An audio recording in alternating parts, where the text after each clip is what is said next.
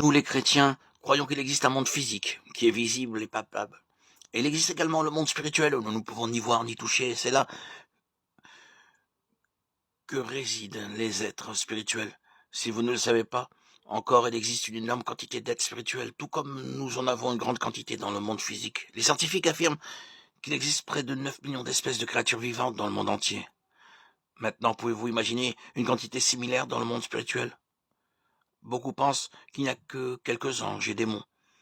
Mais la vérité est que nous parlons d'un royaume. Un royaume est un lieu d'autorité et de pouvoir. Par conséquent, nous pouvons affirmer que le royaume spirituel compte des millions d'esprits qui gouvernent et possèdent des pouvoirs surnaturels. Et tout ce qui se passe dans le monde spirituel a des répercussions. Ici sur Terre, de même, nos actions ici interfèrent dans le monde spirituel. Je sais que beaucoup de gens imaginent le monde spirituel comme quelque chose d'effrayant, de terrible. Ils imaginent des créatures étranges se déplaçant et courant partout. Mais savez-vous que le monde spirituel est situé juste devant vous?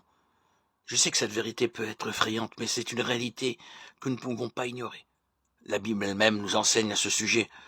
Regardez ce qui est écrit dans Éphésiens chapitre 6, verset 12.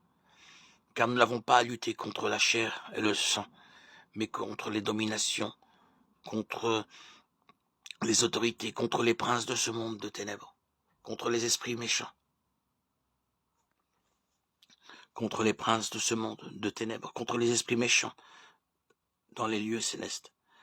La Bible nous révèle qu'il existe des catégories de pouvoir et d'autorité dans le monde spirituel. Ça signifie que tant les anges que les démons détiennent des titres de prince et de puissance attribués en fonction de leur fonction.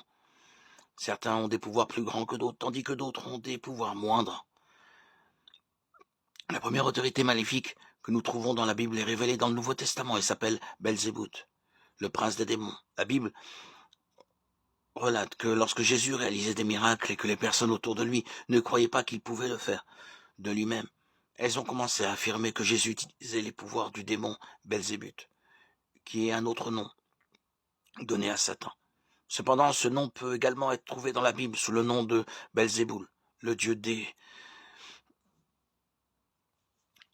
d'Écron. Écron est une ville située au sud-ouest de Canaan, et les théologiens affirment que Belzéboul serait un démon dirigeant cette ville, doté de pouvoirs de guérison. Cela est révélé dans le livre de Deux Rois, chapitre 1, lorsque les aigles ont tenté de communiquer avec ce démon pour qu'il soit guéri de ses blessures.